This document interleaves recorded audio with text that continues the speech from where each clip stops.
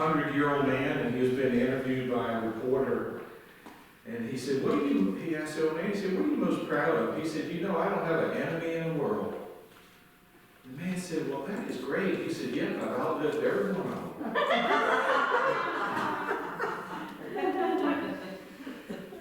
So, believe it or not, we all could potentially have enemies. People who absolutely do not like us for some reason or the other.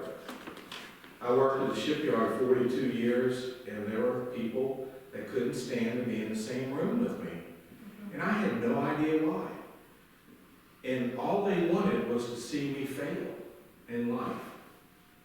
And you think, well, how does somebody get like that? Well, we don't know. But there are people who just sometimes don't like us. So the Bible lesson this morning does fall into the way that we accumulate or surmise Philippians, is how to defeat your enemies. How to defeat your enemies.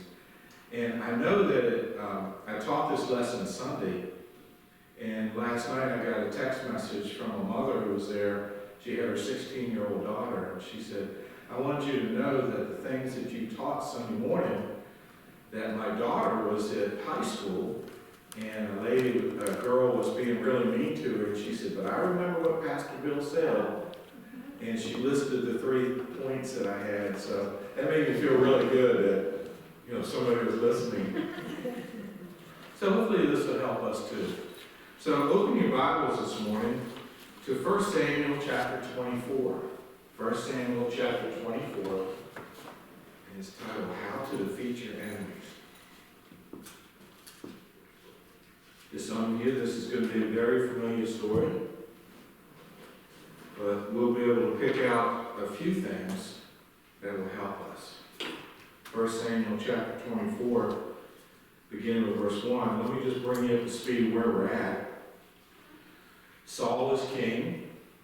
David had already been pronounced as the king to come, and Saul did not like that. And Saul hated David. And so now as we pick up our story, Saul is hunting David down. David took off with some men. He ran to the caves to hide, and Saul is pursuing him. And Saul almost got David in chapter 23, but as he was approaching David, the Philistines invaded Saul's kingdom, so Saul and all his army turned around and went back to fight the Philistines. And so here we are. David is on the run. Saul is after him. And I don't think David had a clue of why Saul hated him so much, as you'll see in the passage. So we're going to look at 3 points in here. Let's read verses 1 through 8 first, and then we'll see what we learn in the first 8 verses. After Saul returned from pursuing the Philistines, he was told, David is in the desert of En-Gedi. So Saul took 3,000 chosen men from all Israel, set out to look for David and his men near the crags of the wild goats.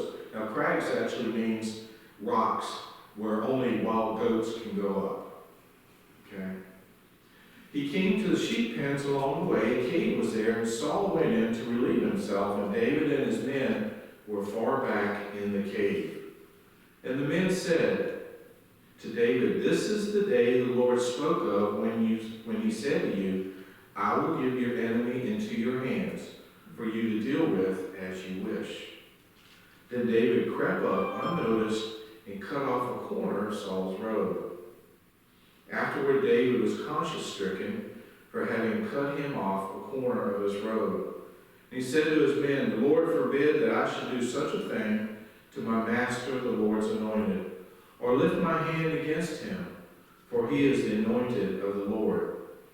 And with these words, David rebuked his men and did not allow them to attack Saul. And Saul left the cave and went his way. Then David went out of the cave and called out to Saul, my Lord the king. And when Saul looked behind him, David bowed down and prostrated himself with his face to the ground. The first thing that I want us to learn in this passage passage. How to defeat your enemies is to show them mercy. Is to show them mercy. So here is David and his men inside the cave, hiding. And who should appear but Saul? Saul can't see David, can't see the men, but the men got excited. David, this is what God said. He was going to bring the enemy right to you. Take your dagger, go in there and finish Saul off once and for all. So what did David do? He went and just cut a corner off his robe. Saul never knew it. But then even after that, David was remorseful, wasn't he? What did he say? Who am I to touch the anointed of the Lord? And boy, there's a side note to this. I have breakfast with a lot of pastors in Gloucester from different churches. There are some churches just not nice to their pastors. When I grew up, a pastor was revered, and he was honored. And he got chicken dinners after church on Sundays. People would invite him into the home. But something has changed over the years where the church feels like the pastor works for them and not for God. So people in different churches need to be very careful when they begin touching the anointed of the Lord. There was a story of a man named Peter Miller who was a pastor in Pennsylvania. And he had I guess you would call it an enemy. His name was George Whitfield, or George Whitman. Peter was good friends with George Washington. Well, George Whitfield,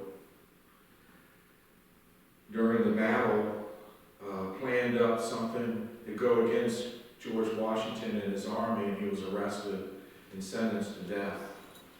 And so when the pastor, Peter Miller, heard about it, he started walking towards Washington, D.C. It was 70 miles to plead for this man's life. And because he was a friend of George Washington's, he said, George, please pardon this man. George said, I'm not going to pardon a good friend of yours. I'm sorry, I'm just not going to do it. And the pastor said, oh, he's not a friend of mine. Matter of fact, he's the bitterest enemy I've ever had in my life. He does everything he can to antagonize me. And George Washington looked at him and said, that's different. He said, if you walk 70 miles to ask for a pardon for your enemy, then I'm going to let it happen. And he pardoned him. And they went home as friends. Wow. Oh my God.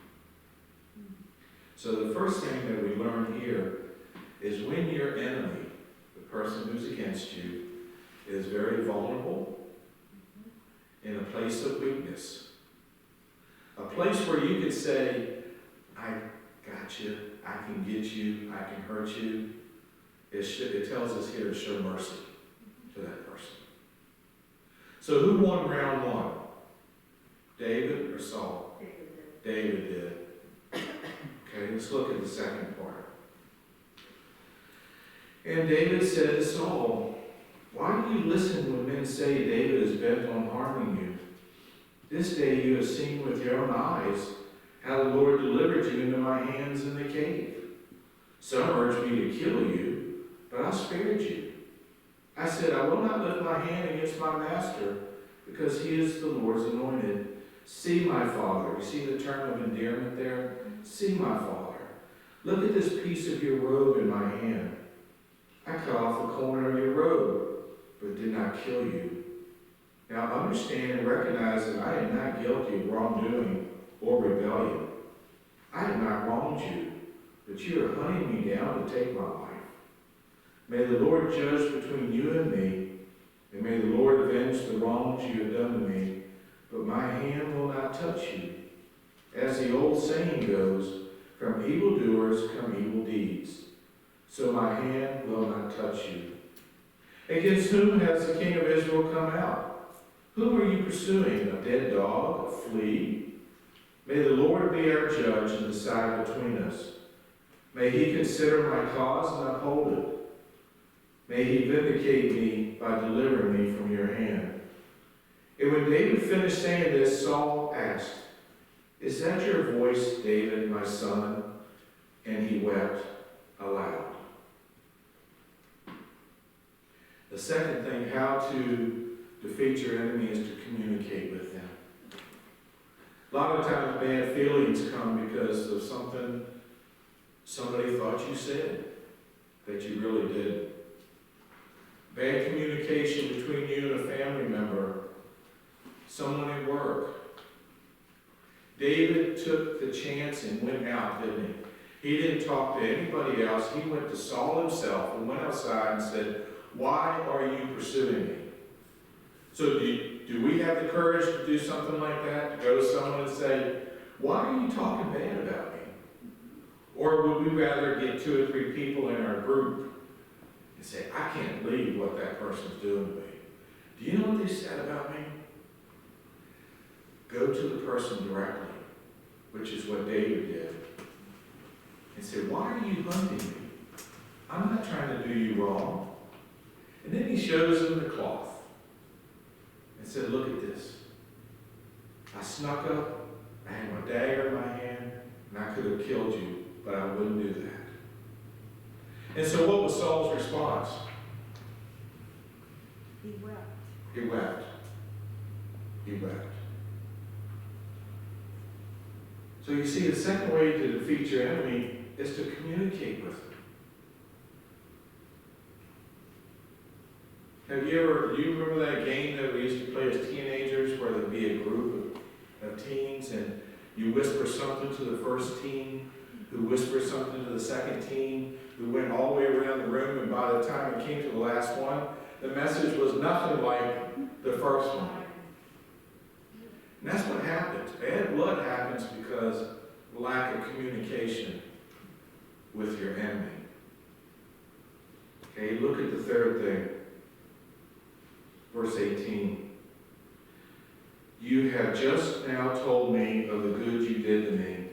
The Lord delivered you into my hands, but you did not kill me." When a man finds his enemy, does he let him get away unharmed? May the Lord reward you well for the way you treated me today. I know that you will surely be king. Isn't that something? He was hunting David down to kill him because he was jealous. Now he said, because of your actions, surely you will be king, and the kingdom of Israel will be established in your hands. And so now he says something to David. "Now swear to me by the Lord that you will not cut off my descendants or wipe out my name from my father's family." So David gave his oath to Saul. Then Saul returned home, but David and his men went up to the stronghold. The third way to defeat your enemy is to reconcile. It's not to offer a truce, but it's to reconcile. Charles Swindoll says, "Friends may come and go, but your enemies accumulate." Saul felt when David came out and began talking to him, Saul was repentant for what he was doing. Matter of fact, he knew, he said, "You are a bigger person than I am. And I know that you're going to be king." And typically, as you know, that when a new king took over, they usually killed the king's family, the previous king's family. And he said, "Please don't do that." Well, David and Jonathan were like brothers, Saul's son. So David didn't do that, but he made him swear to that. So make friends with your enemy. Make friends with your enemy. Now, the Lord doesn't want us to be foolish. There are some people that you try to reconcile with who want no parts of that reconciliation. You understand that? And what I see here, I ask the question, well, if they reconciled, why didn't David and his men go back to the kingdom of Israel with Saul and his men? I think it's because David, even though they reconciled, may not have trusted Saul. Because what does the Lord tell us to be is harmless as doves, but as wise as serpents. And so I think David went off to see, let's see if Saul really means what he says. So, does Saul hunt David down again? Absolutely. But did David do what he was supposed to have done? Absolutely. And who ended up with the kingdom? David did. Saul's life from this point on was turmoil. Especially when you try to hunt David down the second time. Remember he went to the witch of Endor to try to resurrect Samuel so he could get, the Lord took his hands off of Saul and said, I can't do anything with you anymore. So I've got to get a new person in your place. But there are the three things is show mercy to your enemy, communicate with your enemy, and finally reconcile with your enemy and try to be friends with them. And that is the lesson this morning. Thank you. Thank you very much. That's a good lesson. I didn't even notice, so I got my Bible. But I hope it really helps. It does. It does. Maybe